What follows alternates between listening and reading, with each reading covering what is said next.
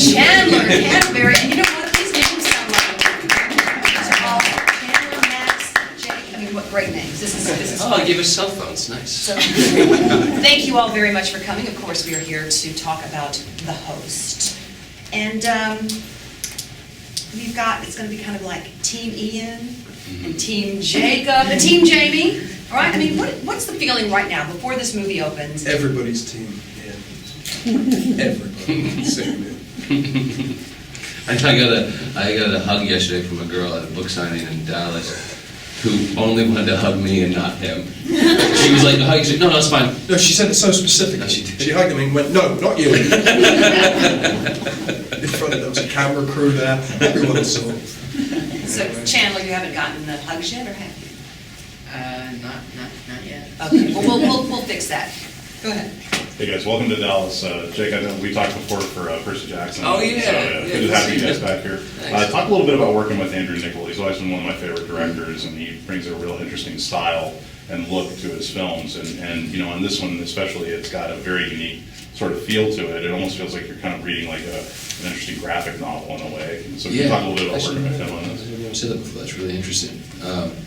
I mean, Gattaca being his premier science fiction film. For me personally, and it may piss a lot of people off, but I think it's his closest return to Gattaca. Yeah. Sort of in style and form and story-wise. He's one of the most meticulous directors I've ever worked for. Peter Jackson being the second. I mean, Andrew would come in and move a piece of gauze because it was not in the right place in the background. Quite literally. Literally, it happened. But his office in pre-production was papered 360 degrees. The entire movie was stuck to the wall. All the locations, all our characters, every scene. So you could walk into his office, start here, walk around, and you watch the movie. And I think what's important to know is that every single detail you see, cars, weapons, costumes, extras, he cast every single extra. He is responsible for all of it, which is so often not the case. You know, people are starting to do that kind of thing. But he did it. You know, he got 4 hours sleep. So he gave himself hives because he worked so hard. He literally had hives on his face. I think that's a testament to his nature. So with that kind of meticulousness, was there room for improv? Did you guys get a chance to kind of bring your own, things to each of your individual characters? Absolutely. We had 2 weeks of rehearsal that we were all a part of, which never happens. I believe that was the request of William Hurt. And that made all the difference in the world. The movie would not be what it is without that 2 weeks of rehearsal. And I feel like it might be a bit harder for us to stand by it had we not had that, because we found everything that was hidden that wasn't on the surface. And yeah, I mean, you don't get that. You really, really don't. All right, so fun conceptual question here. You guys get to be the spirits. Who is your host, if you could pick anybody? Well, usually I say Jay-Z, but I've just had a conversation next door where I decided to be the North Korean dictator, Kim Jong-un. Because I think how long do you get in the body? If it's a lifetime, I think I'd go for Jay-Z. If it was Kim Jong-un, you could make some serious changes if you had 24 hours. So, either one. Another adaptation said they could be alive or dead. So then, yeah, we started getting a little bit more sophisticated in our answers, and I said Nikola Tesla or Albert Einstein for the same kind of reason. Yeah. What could you do?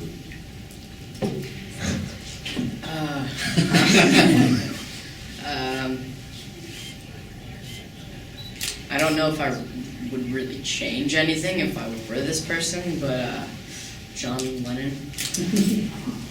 Imagine that. But you guys brought up William Hurt. What was it like getting to work with a veteran actor like him? And I mean, you all three shared scenes pretty, throughout the film. He I think I can speak for us on this. He is Jeb. I mean, he was our father, so to speak. He was our mentor. He was our teacher. He was our guardian. He fought for us, the actors.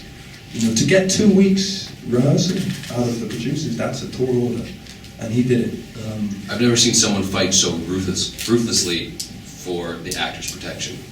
I mean, he has his way of doing it, and the actors always come out protected on the other side of it, and that also really never happens. And then, when you see him on screen, as always, he's spellbindingly good.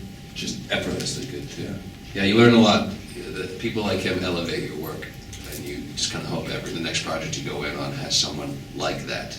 Like he did an HBO film called Too Big to Fail about the banking crisis, which he's so good in. But I heard again they had no rehearsal and they expected all the actors to come in and be on the same page. And you think, well, that page that's the financial system, which is famously complicated. And he said, no, that's not good enough. We have to learn, study, and soak up everything to do with this business, which they did, which contributed to making such a wonderful film. So he's that kind of actor. Can you guys talk a little about the audition process? It was pretty standard, I suppose, for most of us. We were sent the script, read the script. It's a great script. Andrew Niccol did a fantastic job of adapting the novel to screen form. I initially auditioned for Jared, and then they called me in for Ian. I had a conversation with Andrew Niccol about why he thought I should play Ian. I immediately got what he was saying, and I read with Saoirse, and then a few weeks later, got the call. So you don't get to slap anybody during the audition? No. And they gave us some of the intimate scenes for the audition too. And she was 17 at the time, so we had to kiss cheeks. Okay. I would just like to point out two things. One, I didn't actually slap her, firstly. Secondly, I don't endorse that. Slapping, just for the record, in print, don't endorse it. Now, Chandler, you're from Houston, so is that where they found you, or? Yeah.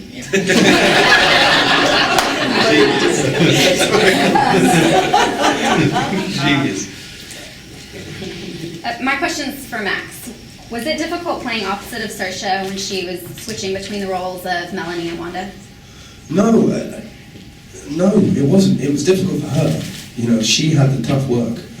She had to inhabit independently two quite clearly defined characters, which I know for Stephanie and for Andrew and for producers, that was the struggle to find an actress capable of doing that.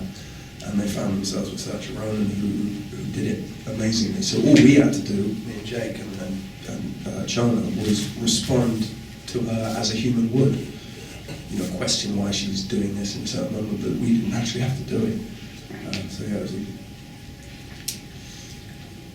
It's very simple but effective sci-fi, and I think that's probably what drew Andrew Niccol to the project. And Stephanie created a very interesting, very intricate world building, even though we only saw a little bit of it. It was this benign alien invasion.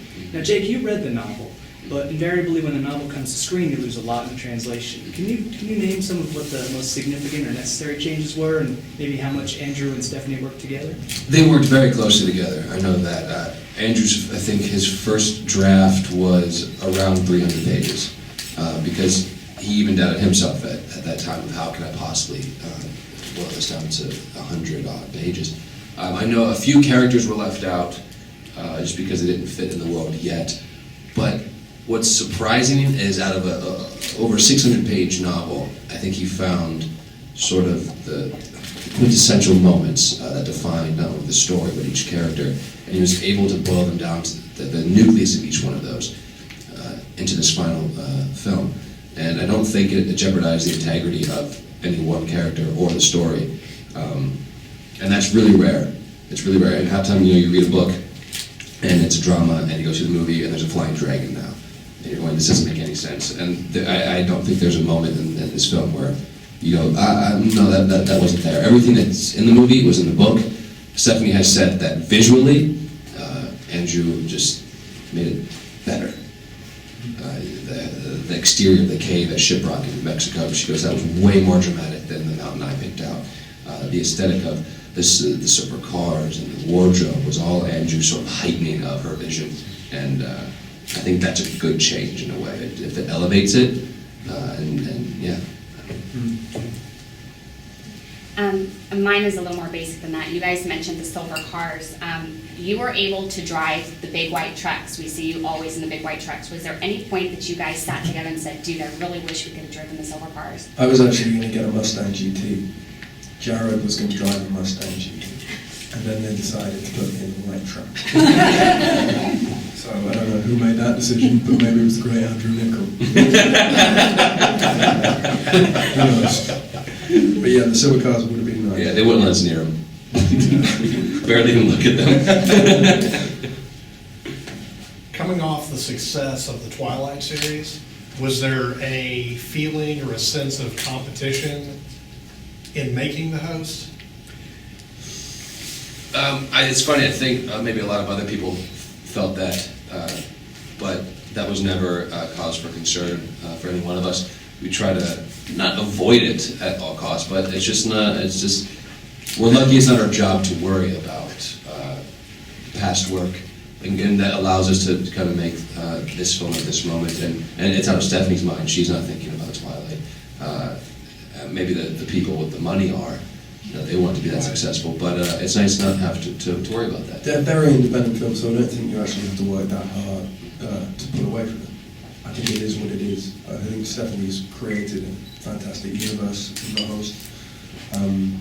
Yeah, and Twilight was such a success that every new young adult fiction book, film is being compared or anticipated to become the next Twilight. And that's just because we have never seen a phenomenon like Twilight before. With the Stephenie Meyer sort of became the queen of the love triangle with the success of Twilight.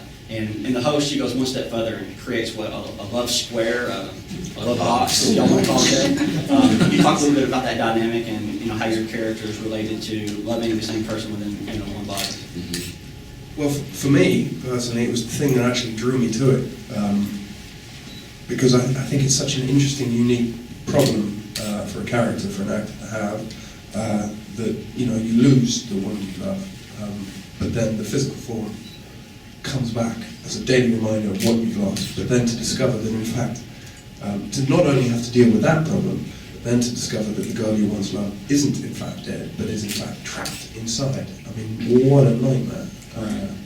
It's an interesting problem to have, and two guys who deal with it, who have different interests and deal with the problem completely differently. I think it's a unique love square. And I think Ian's big obstacle is that she's not of our species.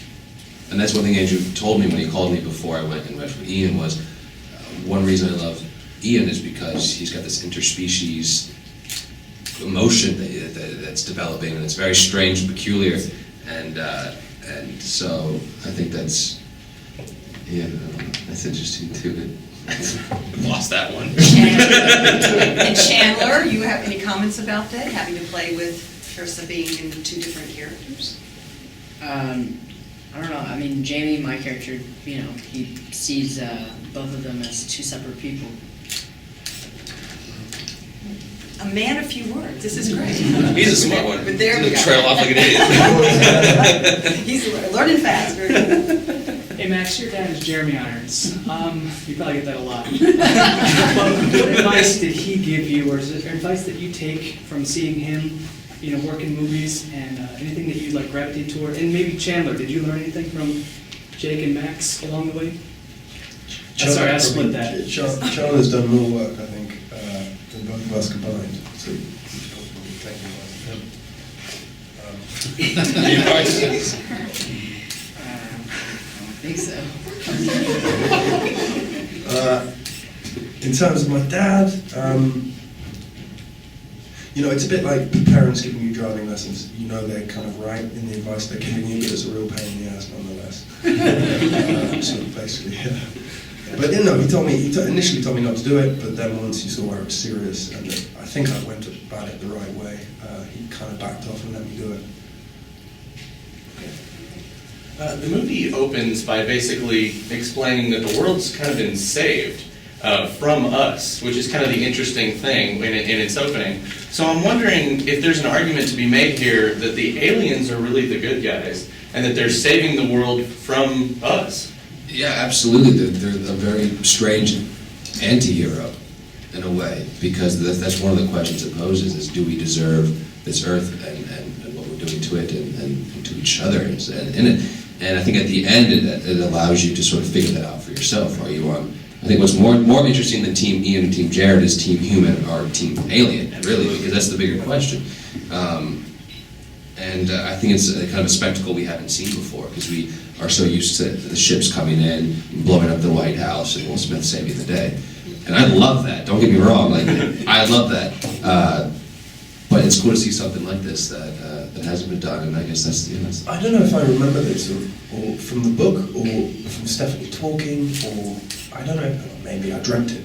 But I think the souls, eventually, after one generation, when children are born, they give the child the choice whether or not to be inhabited, which is something that she might get more into the second book, which is quite an interesting idea, that they come here, they fix us up a bit, and then they kind of put us on the right path. I don't know. Yeah, that's interesting. This question's for all of y'all. Can you describe one positive aspect from your role in the host compared to previous roles? One positive thing. I think the family that was built on this set is very unique. I'm friends with many of the actors I've worked with and the filmmakers I've worked with in previous films, but never as much as a whole that this is, being actors, filmmakers, writers, Stephanie Meyer alike. I mean, we're all buds in like the best way. You know, these tours are really, really difficult. We wake up in a different city every morning. You meet thousands of people, and it's fantastic. But you inevitably get exhausted at some points. You go through these hills and valleys, and when one of us walks into a room and haven't seen each other for the past couple hours, it kind of like breathes new life in, and it's not always the case. Sometimes someone can walk in the room and you're just like, oh my God! It makes it worse, but it's unique in that way that we kind of keep each other alive. I got to play a tough guy for the first time ever. I like that. Just to know that I could. We have one more question. You haven't asked a question yet, so this is... Oh, I have asked. Oh, you did? Well, then it better be a good last one. Okay, so between both of you guys, I mean, you have Chris Jackson, I'm number 4, Red Riding Hood, and now the host, and you guys have been a part of this kind of new genre that we've seen come out. So what's it like to be a part of these like adaptations, and they're highly anticipated, and like living up to fan expectations? And do you guys block that out, or do you sleep over it? Or? No sleep loss over it, because once your performance is on celluloid or digital celluloid, your job's done. There's nothing we can do about it. All that sort of effort went in on the day of filming.